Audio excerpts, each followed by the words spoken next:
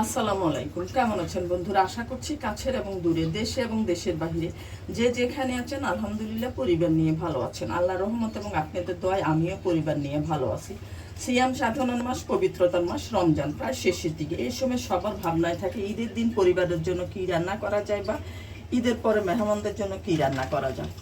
তাই বন্ধুরা আজকের ঈদ আয়োজনে আপনাদের জন্য নিয়ে এসেছি সব রকমের মশলা ছাড়া পেশরি নামকিন পেঁয়াজ গোশতের রেসিপি বা সাদা পেঁয়াজ গোশতের রেসিপি। অত্যন্ত সাদা মাথা একটা রেসিপি, খেতে কিন্তু দুর্দান্ত হয়। মশলা ছাড়া যে এত সুস্বাদু গোশত রান্না করা যায় ভাবায় যায় না। তবে এই রেসিপিটি মাটন বা বিফ দিয়ে করা হয়, তবে আজকে আমি চিকেন দিয়ে রেসিপিটি করে দেখাবো। অনেকে হয়তো মাটন বা বিফ দিয়ে করতে পারেন, তবে যারা পারবেন না তাদের জন্য আমার আজকের এই রেসিপি। স্বাদের কোনো হেরফের হয় না। একবার চিকেন দিয়ে করে দেখেন কতটা সুস্বাদু এবং মজাদার হয় এই পেশরি নামকিন পেঁয়াজ গোশত বা সাদা পেঁয়াজ গোশতের রেসিপি। আমি নিজে আগে খেয়ে তবে আপনাদের জন্য এই রেসিপিটি নিয়ে হাজির হয়েছি। তাহলে আর দেরি কেন, দেখে নিই কীভাবে পেশরি নামকিন পেঁয়াজ গোশত বা সাদা পেঁয়াজ গোশত তৈরি করব। বিসমিল্লাহ বলে শুরু করছি। এখানে আমি 1 কেজি মুরগির গোশত নিয়েছি। গোশতটাকে আমি ভালোভাবে ধুয়ে নিয়েছি। 3-এর 1 কাপ দই নিয়েছি, 200 গ্রাম পেঁয়াজ নিয়েছি, আর 10-12টা কাঁচামরিচ নিয়েছি। এখানে যেহেতু লাল মরিচটা ব্যবহার হবে না, কাঁচামরিচটা আপনারা আপনাদের স্বাদ অনুযায়ী দিবেন। চুলায় আমি আগে থেকে একটা প্যান বসিয়ে রেখেছি। এখন দিয়ে দিচ্ছি 1 কাপ পানি, আর দিয়ে দিচ্ছি সে পেঁয়াজটা।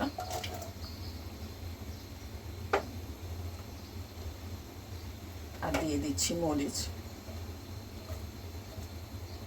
হওয়ার জন্য। ঢাকনাটা সরিয়ে নিচ্ছি। আমার পেঁয়াজ সিদ্ধ হয়ে গিয়েছে। এবার আমি পেঁয়াজটা উঠিয়ে নিচ্ছি।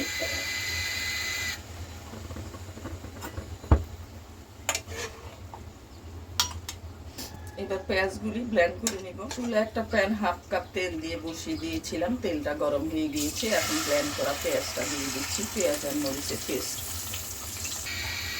দিয়ে দিচ্ছি। 1 টেবিল চামচ আদা এবং রসুন বাটা। আমি ভালোভাবে কষিয়ে নেব।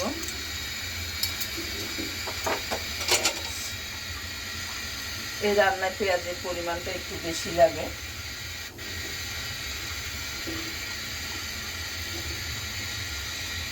দিয়ে দিচ্ছি দই। এবার ভালোভাবে আবার আর একটু কষিয়ে নিব। আর দিয়ে দিচ্ছি স্বাদ মতো লবণ।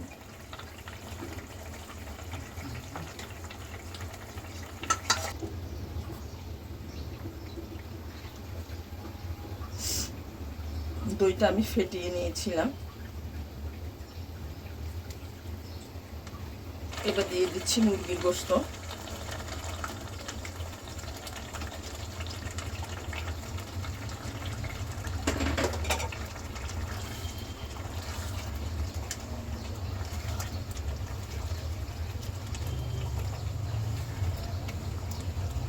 গোশতের কালারটা যখন সাদা হয়ে আসবে তখন 2 কাপ পানি দিয়ে দিব। যেহেতু আমি মুরগির গোশত ব্যবহার করেছি সেজন্য আমি প্রেসার কুকারে দেইনি, এটা এমনিতেই সিদ্ধ হয়ে যাবে। আর যদি আপনারা মাটন বা বিফ দিয়ে করতে চান তাহলে প্রেসার কুকারে দিয়ে কুষ্ঠ নরম করে সিদ্ধ করে নিতে হবে। যে মাংসের কালারটা সাদা হয়ে গিয়েছে, এই সময় আমি দিয়ে দিচ্ছি 2 কাপ গরম পানি দিয়ে দিচ্ছি।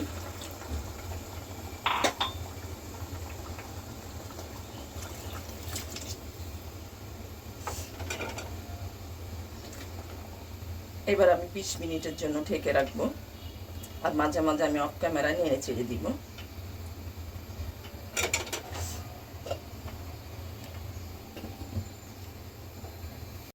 20 মিনিট পর ফিরে আসলাম। আমার গোশত রান্না একদম রেডি। উপর দিয়ে আমি একটু লেবু দিয়ে দিচ্ছি।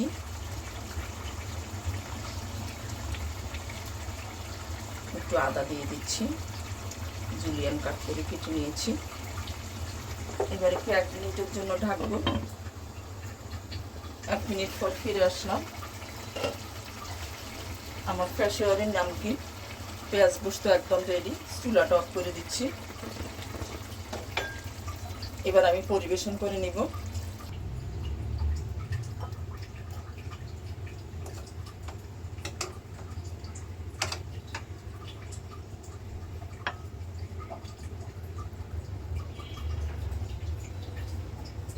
দুর্দান্ত স্বাদের একটা রেসিপি, ঈদে ট্রাই করে দেখতে পারেন। ঈদ মোবারক জানিয়ে আজ এ পর্যন্ত। আবারও দেখা হবে নতুন কোনো রেসিপি নিয়ে। আল্লাহ হাফিজ।